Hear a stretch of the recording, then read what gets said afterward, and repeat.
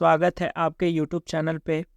तो आज हम लोग सीरीज़ का नया वीडियो लाए हैं और ये टेस्ट भी काफ़ी इम्पोर्टेंट होगा आप लोग के एग्ज़ाम की दृष्टि से।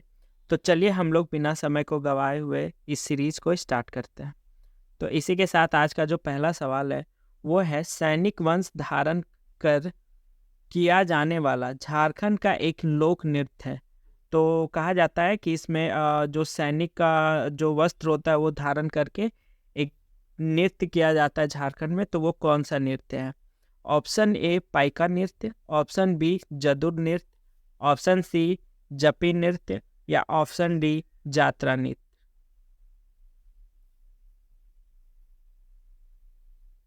देखिए, तो इसका सही आंसर होगा ऑप्शन ए पाइका नृत्य। पाइका नृत्य में क्या होता है कि लोग वस्त्र धारण कर, जो पोशाक होता है वो धारण कर सैनिकों का, और इस नृत्य को करते हैं और त्यौहार को मनाते हैं। तो इसका ऑप्शन ए करेक्ट आंसर होगा। अगला सवाल है हमारा, इंसाइक्लोपीडिया मुंडारी के रचनाकार के नाम हैं फादर हॉपमैन, W.G. आचर, J.C. इटली, ए नेस्टेट। तो इसका जो सही आंसर होगा वो आंसर होगा ऑप्शन ए फादर हॉपमैन। अगला सवाल है हमारा कि झारखंड की एक क्षेत्रीय भाषा जो संपर्क भाषा के रूप में पूरे झारखंड में सभी भाषाओं के बीच प्रचलित है। यानी बेसिकली ये सवाल ये पूछ रहा है कि झारखंड में कौन सी ऐसी भाषा है जो सामान्यतः पूरे झारखंड में लगभग मैच करती है सभी भाषाओं से। Option A Khortha, option B Panch Pargania, option C Kurmali, option D Nagpuri.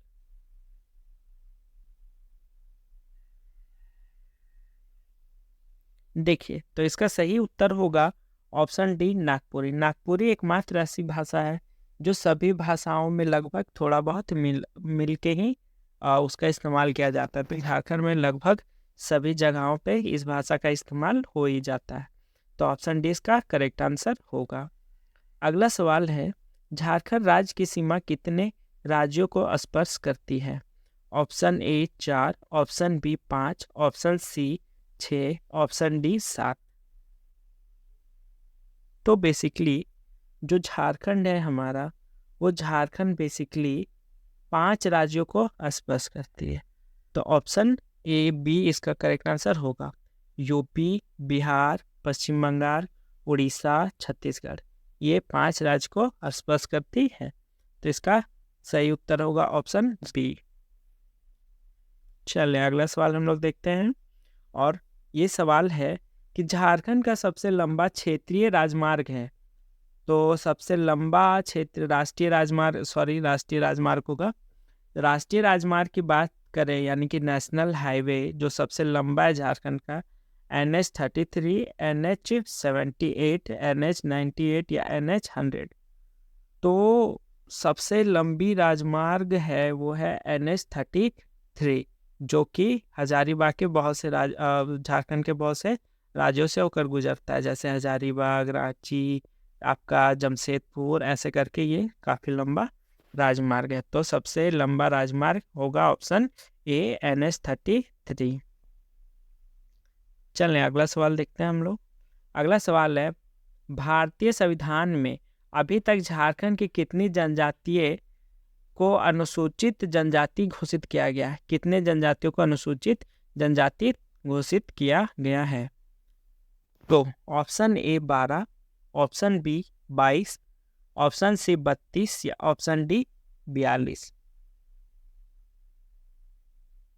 तो देखिए, लगभग अनुसूचित जाति की बात की जाए तो 32 अनुसूचित जातियों को शामिल किया गया है।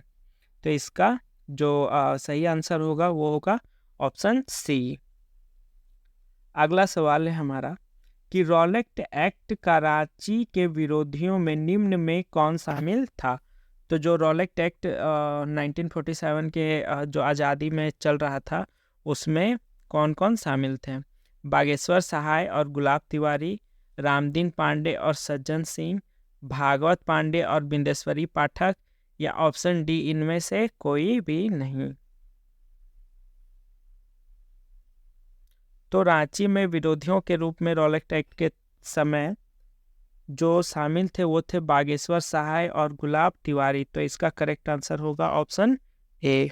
अगला सवाल देखते हैं हम लोग। अगला सवाल है, जैन धर्म के अंतिम तीर्थंकर महावीर का छोटा नागपुर क्षेत्र में ब्राह्मण का उल्लेख किस जैन ग्रंथ से मिलता है? ऑप्शन ए आचरण सूत्र, ऑप्शन बी भागवती सूत्र, ऑप्शन सी नंदी सूत्र या ऑप्शन डी पंचकल्प सूत्र। तो इसका करेक्ट आंसर होगा ऑप्शन ए आचरण सूत्र में मिलता है। अगला सवाल, मजदूर आंदोलन के दौरान झारखंड भी अछूता नहीं रहा। 1928 के जमशेदपुर मजदूर हड़ताल को समाप्त करने में निम्न में से किसका महत्वपूर्ण भूमिका रही? Option A M.N. Roy, option B Jawaharlal Nehru, option C Subhash Chandra Bose या option D Jayaprakash Narayan.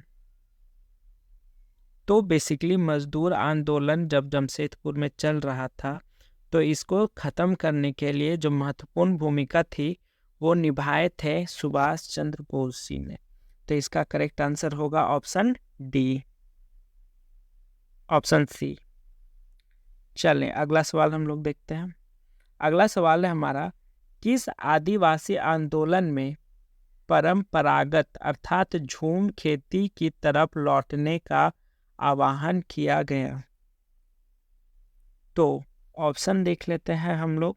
Option A ताना भगत आंदोलन, ऑप्शन बी खरवार आंदोलन, ऑप्शन सी कोल आंदोलन या ऑप्शन डी झील आंदोलन। तो बेसिकली परंपरागत खेती की ओर वापस लौटने के लिए जो आंदोलन में महत्वपूर्ण भूमिका रही थी वो आंदोलन था ऑप्शन ए ताना भगत आंदोलन। अगला सवाल है, झारखंड राज्य की कुल जनसंख्या इकाई दहाई सैकड़ा हजार 10,000 लाख 10 लाख करोड़ 2,69,45,829 है, जो भारत की कुल जनसंख्या का कितना प्रतिशत है? Option A 2.62%, option B 2.34%, option C 3.62% या ऑप्शन डी 3.34%। तो देखिए जो भारत की कुल जनसंख्या में जो झारखंड की जनसंख्या है वो लगभग भारत की कुल जनसंख्या का 2.62% है। तो इसका सही उत्तर होगा ऑप्शन ए 2.62%। अगला सवाल है हमारा, झारखंड राज्य के विधानमंडल का रूप है एक सदनात्मक, द्विसदनात्मक, त्रिसदनात्मक या इनमें से कोई नहीं। तो बेसिकली जो झारखंड राज्य में विधानमंडल का जो स्वरूप है वो बेसिकली एक सदनात्मक है। तो इसका ऑप्शन ए सही उत्तर होगा। अगला सवाल है हमारा, झारखंड विधानसभा में कुल सदस्यों की संख्या कितनी है? 80, 82, 81 या 83? चले तो इसका सही उत्तर होगा ऑप्शन सी 82। वैसे तो अब लगभग बंद कर दी गई है, वो जो एंग्लो इंडियन होता है उन्हें ख़त्म कर दिया गया है। भारत छोड़ो आंदोलन 1942 के दौरान आंदोलनकारियों ने झारखंड के किस स्थान पर समानांतर सरकार की स्थापना की थी? Option A Sarwan, option B Ballia, option C Satara, option D Tamluk. तो देखिए स्थापना जो समानांतर सरकार की स्थापना है वो सरवन में की गई थी। तो ऑप्शन ए इसका सही आंसर होगा।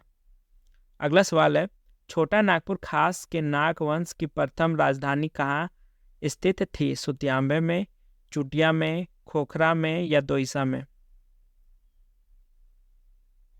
तो नागवंश की जो प्रथम राजधानी थी वो सुतियाम्बे में थी। तो ऑप्शन ए इसका सही उत्तर होगा। अगला सवाल है, एक ताम्रपत्र पर झारखंड शब्द का उल्लेख मिला है या ताम्रपत्र किस शताब्दी का है? तो जो एक ताम्रपत्र का झारखंड में उल्लेख मिला है वो ताम्रपत्र शताब्दी की अगर बात की जाए तो 11वीं, 12वीं, 13वीं या 14वीं। तो इसका सही आंसर होगा ऑप्शन सी 13वीं शताब्दी में मिलता है झारखंड का उल्लेख। चलिए अगला सवाल देखते हैं, किस नागवंशी शासक के विजय में कहा जाता है कि उसने गैर आदिवासियों को आमंत्रित कर अपने राज्य में बसाया था? Option A Raghunath, option B Pratap Rai, option C भीमकन या ऑप्शन डी फणिमुकुट राय। तो बेसिकली जो गैर आदिवासियों को बसाया था वो थे फणिमुकुट राय। तो ऑप्शन डी इसका करेक्ट आंसर होगा। अगला सवाल है, झारखंड राज्य में अनेक स्थानों पर सीढ़ी नुमा खेती करने का प्रमुख उद्देश्य क्या है? ऑप्शन ए खेतों को सीमाबंदी कानून से बचाना, ऑप्शन बी एक खेत से दूसरे खेत में जाने की सुविधा के लिए, ऑप्शन सी वर्षा के पानी को भरपूर प्रयोग करने के लिए, ऑप्शन डी पारंपरिक प्रथा का पालन हेतु। तो इसका सही उत्तर होगा सीढ़ीनुमा खेती के लिए तो बेसिकली ये वर्षा के पानी का भरपूर उपयोग करने के लिए किया जाता है। तो ऑप्शन सी इसका करेक्ट आंसर होगा और बेसिकली जो कटाव होता है वो नहीं हो पाएगा इसमें सीढ़ीनुमा खेती से। अगला सवाल है, निम्न में से किस राज्य की स्थापना दक्षिण भारत से आए हंसराज देव ने की थी?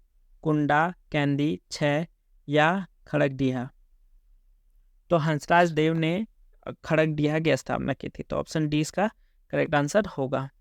अगला सवाल, रजरप्पा स्थित छिन्नमस्तिके शक्तिपीठ मंदिर का निर्माण किस काल में हुआ था? पाल शासक के, सैन शासक के, वर्धन शासक के या इनमें से कोई नहीं? तो इसका सही उत्तर होगा ऑप्शन ए पाल शासक के। और इसी के साथ आज का सीरीज भी समाप्त होता है। हम लोग मिलते हैं अगले सीरीज में, तब तक के लिए धन्यवाद। वीडियो अच्छा लगा हो लाइक शेयर सब्सक्राइब करके जाएं।